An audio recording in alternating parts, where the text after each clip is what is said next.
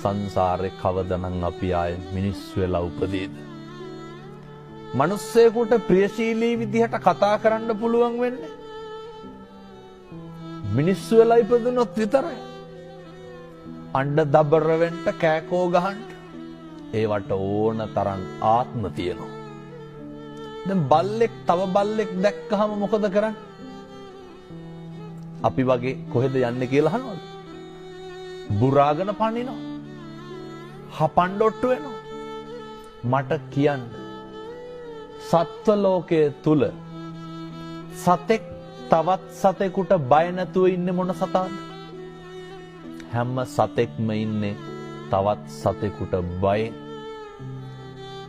හැම සතෙක්ම ඉන්නේ තවත් සතෙකුගේ ග්‍රහණයට ලක් වෙයි කියලා නේ.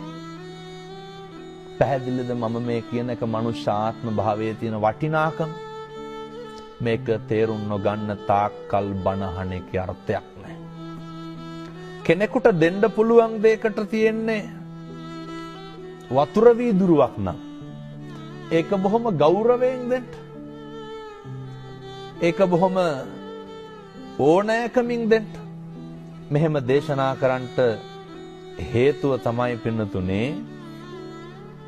අපිට සංසාරේ කවදානම් ආයේ මිනිස්සෙකුට මම මේ වතුර වීදුරුවක් කීවේ මේක බොහොම සරල දෙයක් රුපියල් 50ක්වත් යන්නේ නැහැ. කවදානම් ආයේ කෙනෙකුට වතුර ටිකක් දෙන්න.